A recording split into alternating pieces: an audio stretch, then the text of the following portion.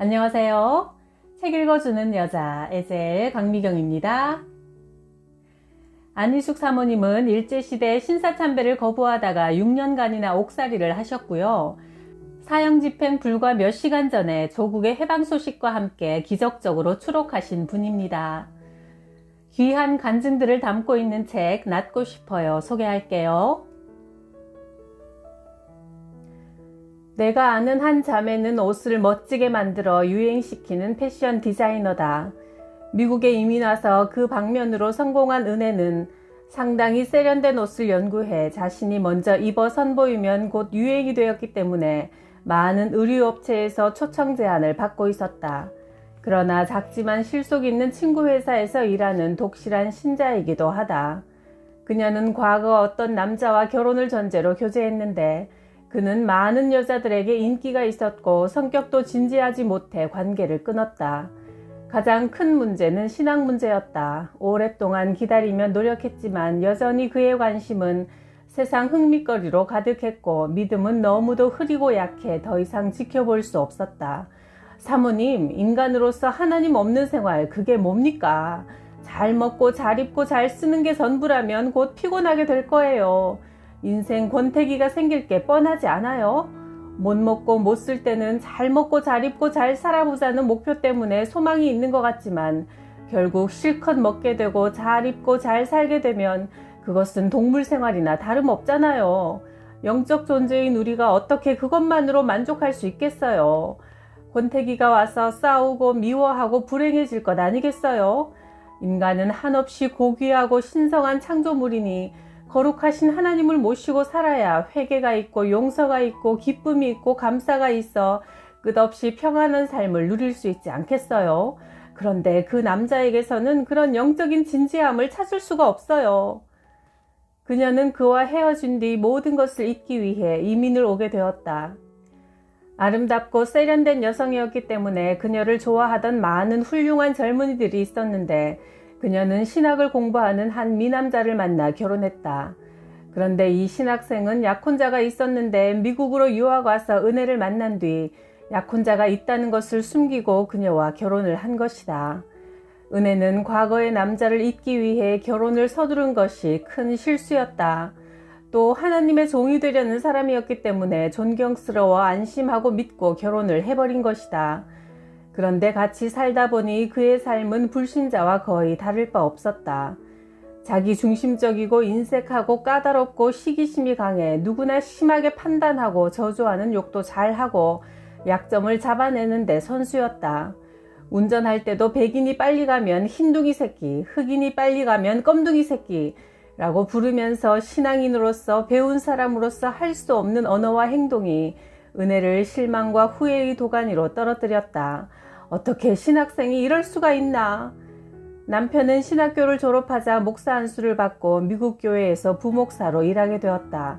목사가 되었으면 자기 자신을 위해서도 기도가 필요하고 또 교회와 양떼들을 위해 기도해야 할 터인데 이 사람은 식사 때조차도 기도하는 법이 없었다. 그가 유일하게 기도하는 경우는 교회에서나 다른 사람과 같이 식사할 때였는데 남들의 눈을 속이기 위해 기도하는 척 할 뿐이었다. 은혜는 왜 결혼을 서둘렀는지 분통이 터질 지경이었다. 더욱이 자기 월급은 얼마 받는다는 말도 없이 받는 대로 한국에 있는 자기 부모에게 붙여버렸다. 은혜는 본래 돈에 대해서는 몹시 너그럽고 후한 편이라 자신이 버는 돈을 은행에 넣어두고 남편이 자유롭게 쓰게 했는데 알고 보니 무척 많은 돈을 자기 집으로 매번 아무 말도 없이 붙이고 있었다. 나중에 알고 보니 시부모님은 그 돈으로 술 마시고 노름하느라 다 써버리고 있었다. 은혜의 마음은 날이 갈수록 분하고 결혼 생활의 앞날은 캄캄하기만 했다. 저런 사람이 하나님의 사랑을 전하는 목사라고? 사랑은 좁쌀만치도 없고 사랑이 뭔지도 모르는 그가 십자가의 사랑을 전한다고? 아, 무섭고 지긋지긋하다. 그녀는 보기만 해도 끔찍한 남편을 피하기 위해 회사에서 늦게까지 남아 일만 죽어라 했기 때문에 월급은 점점 많아지고 승진도 하고 사랑과 존경을 독차지했다. 사모님, 저는 돈만 벌기로 작정했어요. 내가 버는 것 주님께 아낌없이 드리고 내 마음속에 있는 예수님만 사랑하며 살기로 했어요.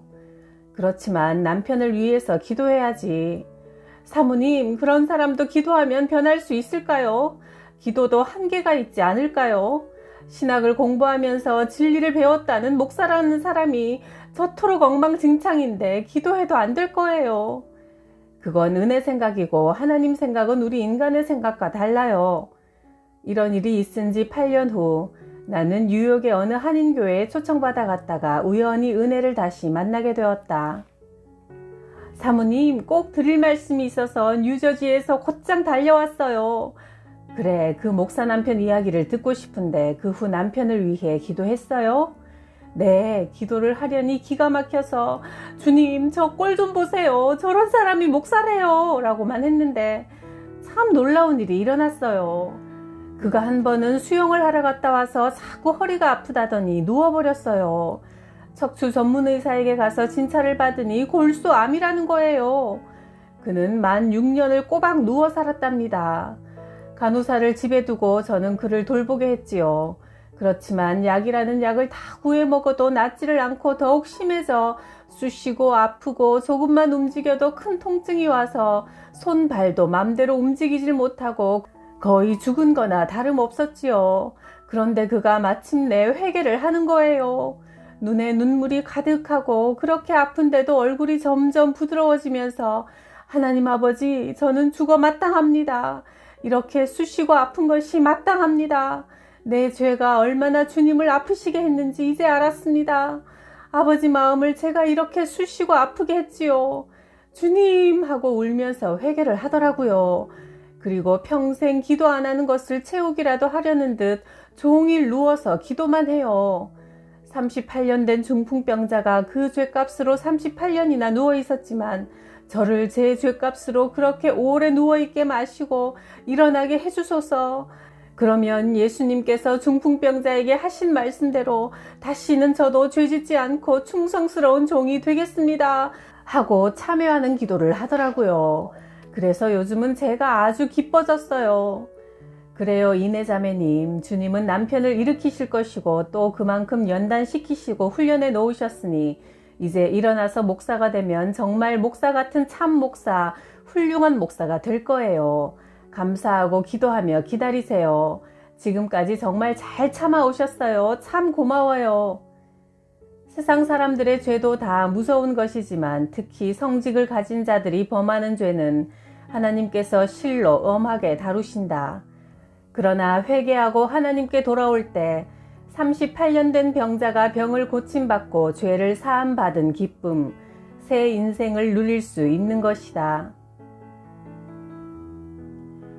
나는 일제시대 때 보성 여학교에서 일본어와 음악을 가르쳤는데 당시 정부에서는 매달 초하루에 대목산에 올라가 일본 신사를 향해 절하라는 명령을 내렸다. 그때 나는 학생들에게 하나님의 자녀는 귀신에게 절하는 것이 아니라고, 하나님의 자녀가 귀신에게 절하면 귀신은 굉장히 좋아하지만 하나님은 너무나 슬퍼하신다고 강경하게 말했다. 그래서 많은 학생들이 초하루가 되면 결석하거나 출석을 했어도 숨어있어 대목산에 올라가는 것을 피했다. 이 일 때문에 학교를 폐교시키겠다는 통지서가 날아왔다. 나 때문에 수백 명의 학생이 공부할 수 없다는 것은 있을 수 없는 일이므로 나는 자청해서 대목산으로 올라갔다. 그리고 똑바로 서서 굽히지 않고 나는 예수 그리스도밖에 다른 어떤 것에도 경배하지 않는다고 시위했다. 나는 이 일 때문에 일본 경찰들을 피해 도망 다녀야 했다. 그때 보성학교를 졸업한 한 자매가 나를 그 집 안방에 숨겨주었다. 그 집 사람들은 예수님을 믿는 사람들이 아니었지만 내가 하나님 편에 서서 일본 800만 귀신과 싸우는 선생님이라는 의식 때문에 나를 신경 써서 보호해 주었다. 그런데 그 집은 나무젓가락 만드는 공장이었는데 마침 그 즈음 한 군대에서 젓가락을 만들어 바치라는 명령이 떨어졌다. 그래서 밤낮 쉴 새 없이 공장이 돌아갔고 군납인 만큼 굉장히 큰 벌이가 되어 번창하게 되었다. 일이 그렇게 되자 예수도 안 믿고 하나님도 모르는 집주인이 내게 와서 절을 하며 말했다. 선생님은 정말 하나님이 함께 하시나 봅니다. 군대에서 젓가락을 군납하라고 하길래 믿을 수가 없어 도청에 찾아가 물어보고 또 물어보고 그러면서도 꿈인가 생신가 했는데 정말 우리 공장은 이제 큰 기업이 되어 일꾼도 10배나 늘었습니다. 우리로서는 꿈도 못 꿀 일이었는데 이건 기적입니다. 하나님이 선생님을 잘 대접하라고 이런 큰 일을 해주신 것 같습니다. 나는 지금 그의 말을 기억하면서 하나님이 나 같은 것에게도 위로와 힘, 싸울 용기를 주신 것을 잊지 못한다. 하나님은 과연 사람들이 어떻게 하는지 다 보시고 아시고 보상하시는 살아계신 분이었다. 반석 같은 하나님을 예수님 이름으로 굳게 모시고 정녕 그분을 의지하면 바람이 불고 태풍이 불더라도 건져주시고 도와주시니 우리에게 무슨 걱정이 있을 것인가. 하나님은 우리의 아버지시니. 일제시대 때 내가 노인으로 변장하고 평안도 삭주와 강계지방으로 피신해 다닐 때였다. 많지 않은 돈으로 떡을 사 먹고 다른 사람을 도와주고 하는 통에 돈이 똑 떨어졌다. 벽촌이라 전화나 교통시설이라는 것은 전혀 생각도 할 수 없어 그저 발길 닿는 대로 걸어만 다녔다. 나는 마지막 남은 돈을 세어보며 이번에 한 끼 얻어먹고 그 후에는 금식으로 들어간다 하고 각오했다. 나는 얼마 남지 않은 돈을 주먹에 꼭 쥐고 간절히 기도했다. 하나님, 이게 마지막입니다. 한 번만 더 음식을 사 먹으면 아무것도 남는 게 없습니다. 제 막막한 처지를 굽어 살펴주세요. 나는 정말 배가 고파 죽을 지경이 되어서야 밥을 사 먹겠다고 다짐하고 한없이 걷고 또 걸었다. 그런데 그날은 바람도 없었는데 저 앞쪽에서 종이 하나가 나불나불 움직이고 있는 게 보였다. 이런 벽촌에 웬 귀한 종이가 떨어져 있을까? 의아하게 생각하면서 그것을 집어드는 순간 나는 너무도 놀랐다. 그 종이는 빳빳한 10원짜리 새 지폐였기 때문이다. 그 당시에 10원은 지금 10만 원에 해당하는 큰 돈이었다. 아, 이런 벽촌 산골에 10원짜리 지폐라니. 그것은 도저히 있을 수 없는 일이었다. 왜냐하면 이런 데 사는 사람들은 10원은커녕 1원짜리도 모르는 사람들이 얼마든지 많았고 돈이라면 거의 다 동전이지 종이돈을 본 사람은 거의 없을 만큼 금보다 귀한 것이었기 때문이다. 이런 곳에 사는 누가 10원짜리를 가지고 있으며 또 설사 있다 해도 그토록 귀중한 지폐를 잃어버릴 정도로 무심할 수가 있는가. 이런 지폐를 한 장 가졌다면 만져보고 쓸어보며 애지중지 잘 간수했을 텐데. 나는 지폐를 손에 들고 하늘을 우러러보았다. 눈에 눈물이 고이더니 뺨으로 주르르 흘러내렸다. 하나님이 이 돈을 하늘에서 만들어 여기 떨어뜨린 거죠? 그렇지만 나는 혹 누가 떨어뜨린 것이 아닌가 해서 그 돈을 들고 사방을 둘러보았다. 그러나 그 근처에는 밭에서 일하는 사람도 지나가는 사람도 전혀 없었다. 다만 몇 마리의 새가 내 머리 위를 날아가고 있을 뿐이었다. 창조주 하나님을 아버지로 모시고 사는 사람들에게 사실 이런 일쯤이야 얼마든지 일어날 수 있는 것이다. 나는 큰언니와 나이 차이가 많은데 큰언니는 내가 아주 어릴 때 시집을 가셨다. 형부는 공부도 많이 했고 재산도 넉넉한 집의 맏아들이었는데 모든 일에 너그럽고 겸손한 사람이었다. 또한 형부는 믿음의 집안에서 자라서 하나님도 잘 믿었다. 형부의 삼촌은 만주에 초대 자비량 선교사로 가셨다. 형부도 열심히 교회 다니며 교회 재정도 많이 도왔다. 그런 형부는 내 눈에 천사처럼 보였다. 그런데 그 집의 큰 며느리였던 우리 언니가 오랫도록 아기를 낳지 못하다가 딸을 낳았는데 아기가 한창 예쁘고 귀엽게 굴던 나이에 갑자기 홍역을 앓다가 죽고 말았다. 아이가 죽자 그 집 식구들은 교회 가는 것도 시큰둥해하고 하나님께 대한 열성도 약해졌다. 그 집에는 언니를 도와 일하는 과부가 있었다. 그런데 어느 날부턴가 형부는 이 과부에게 관심을 쏟기 시작하더니 결국 아들까지 낳게 되었다. 과부는 계속 아들 둘을 더 낳았다. 과부는 자만해지고 모든 식구의 사랑과 관심도 그 세 아들에게 쏟아졌다. 물론 그 집에는 하나님을 공경하는 신앙이 다 없어지고 주일에도 교회에 나가지 않게 되었다. 선교사인 삼촌이 이 사실을 알고 크게 노하셔서 형부를 나무랐다. 정신 차리고 주일 지키고 하나님 전에 나가서 하나님을 섬기며 살아야 이 아이들도 잘 되고 너도 후회가 없을 것이다. 삼촌은 혼자 떨어져 외로운 큰언니를 애달프게 여겨 위로해 주셨다. 얘야, 세상은 지나가는 거란다. 네가 믿는 하나님만 꼭 붙잡고 마음 아파하지 마라. 그저 살아가는 동안 네 중심만 하나님께 향해 있으면 되는 거다.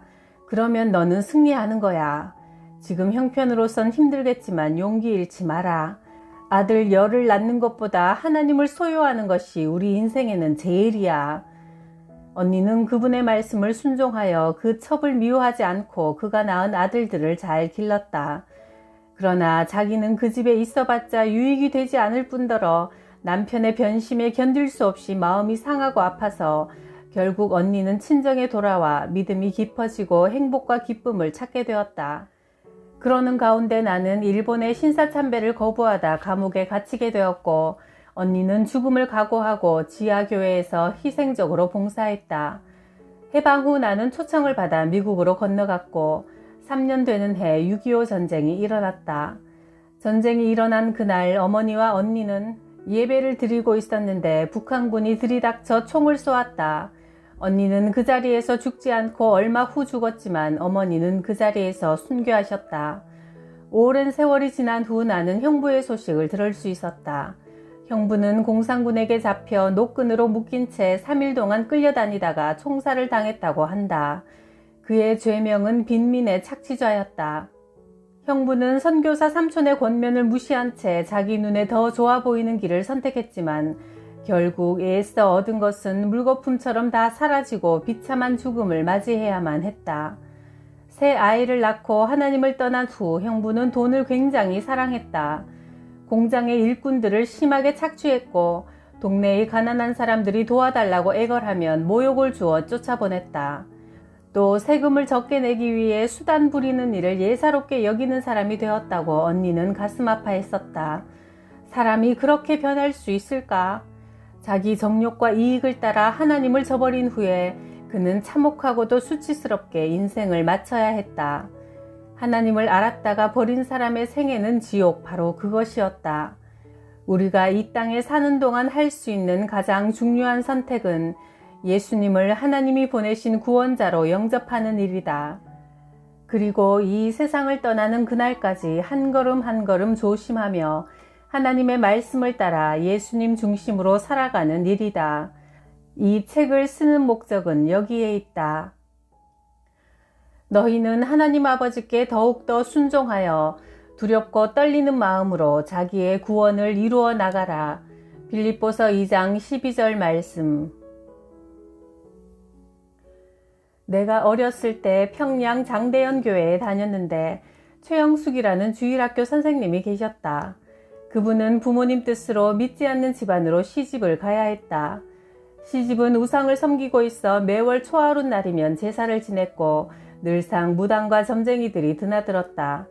최 선생님은 매달 초하루가 오기 전 금음날엔 다음 날이 오는 것이 몸서리 쳐지도록 싫어서 아궁이 옆에 앉아 밤새도록 울기만 했다. 그녀는 기도도 할 줄 몰라 다만 하나님 아버지, 내 마음이 아파요. 정말 아파요 아버지 하면서 울 수밖에 없었다. 그런데 한 번은 어린 막내 시동생이 병이 들었다. 숨을 제대로 못 쉬고 먹지도 걷지도 못한 채 누워만 있었다. 시부모님은 무당을 불러들여 큰 굿을 그래도 병이 낫지 않자 아들을 절로 데리고 갔다. 온 식구가 부처 앞에서 울며 불며 애원했지만 낫질 않았고 그렇다고 죽지도 않은 채 누워만 있는 것이다.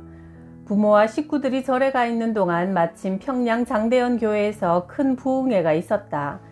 최 선생님은 교회로 달려가서 그저 앉아 울기만 했다. 그때 강사로 오신 김익두 목사님이 물으셨다. 자매님, 왜 그렇게 울기만 합니까? 최 선생님이 그간의 사정을 이야기하자 목사님은 그녀의 집으로 함께 가서 모든 우상을 꺼내오라고 했다. 영숙이 방 안에 있는 우상들을 모두 다 꺼내 마당에 쌓아놓자 목사님은 장작 위에 그것들을 올려놓고 불을 지르라고 명령하셨다. 최 선생님은 죽으면 죽자 하는 결심으로 용기를 내어 장작 위에 석유를 뿌리고 불을 질렀다. 그 많은 우상들이 장작과 함께 활활 타올랐다. 바로 그때 놀라운 일이 일어났다. 절에서 지금껏 죽은 듯이 누워만 있던 막내 시동생이 엄마 배고파 밥 줘 하면서 일어난 것이다.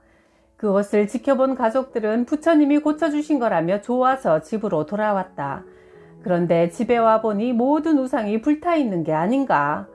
깜짝 놀라 서 있는 시부모님들께 최 선생님은 사건의 경위를 자세히 설명하고 권유하여 김익두 목사님이 집회하는 부흥회로 모셔왔고 그 후 온 집안이 예수님을 믿게 되었다. 하나님은 이름도 없고 힘도 없는 어린 신자 영숙이의 슬픈 눈물을 보시고 그녀를 자유롭게 해주시기 위해 주의 종을 보내 도와주시고 온 집안을 구원하신 것이다. 갈 길 몰라 애타는 자의 눈물을 무시하지 않으시는 하나님, 어렸을 때 본 그 일을 나는 지금도 잊을 수가 없다. 내가 어렸을 때 나는 학교에 가기 전부터 우리 동네 언덕에 있는 작은 교회 종소리만 나면 교회로 달려가는 것이 습관이 되어 있었다. 그날은 아버지와 한자리에서 저녁을 먹고 있는데 교회 종소리가 울려오자 나는 먹던 숟가락을 놓고 자리에서 발딱 일어났다. 먹던 거 다 안 먹고 어딜 가냐? 교회에서 종소리가 나니까 교회 가야지요. 교회 가는 게 밥보다 더 중하냐? 네, 제일 중요해요. 저는 가야 해요. 아무리 교회가 중해도 좀 더 먹고 가려무나. 아니에요. 저는 교회 가는 것이 먹는 것보다 제일 중하다니까요. 아버지도 예수 믿으시고 저랑 같이 교회 가요. 예, 교회는 가난한 사람들이 먹을 것도 입을 것도 없으니까 하나님 보고 주시오 하러 가는 거지. 우리야 갈 필요가 어디 있니? 먹을 거 많고 옷도 많고 큰 집에서 살면서 사고 싶은 거 다 살 수 있는데 그런데도 뭐 때문에 교회를 가야 해? 아버지가 아무리 부자라도 예수님을 모르시니까 저는 슬퍼요. 그리고 아버지가 불쌍해요. 하하하, 내가 불쌍해? 뭐 때문에? 나는 예수님 믿어서 자꾸 위로 올라가는데 아버지는 하나님을 모르니까 자꾸만 아래로 내려가고 죽으면 저 밑바닥 지옥에 가니까요. 이 말을 하는데 나는 눈물이 왈칵 쏟아져 나왔다. 내 그 말에 아버지는 웃음을 거두시고 한참 생각하시더니 말씀하셨다. 나는 예수도 교회도 다 모르고 또 알고 싶지도 않다만 밑으로 내려간다니 그건 웃을 일이 아닌데. 너는 자꾸 올라가고 나는 자꾸 내려간다고? 어린 딸의 말을 아버지는 왜 그렇게 충격을 받으며 들으셨을까? 오랜 후 불치의 당뇨병으로 사경에 이르렀을 때야 통곡을 하고 회개하며 예수님을 믿는다고 고백하셨다. 그때 아버지는 내가 어렸을 때 한 그 말이 기억나지 않으셨을까? 믿음이란 신비한 것이어서 나이가 어리다고 무시할 수 없는 일이다. 어리다고 무시하지 않고 그 순진한 말을 귀담아 듣는 사람은 구원의 축복을 받는 지혜로운 사람이다. 우리도 매일 위로 올라가서 천국까지 이룹시다. 구독, 좋아요, 댓글로 저를 행복하게 해주셔서 감사합니다.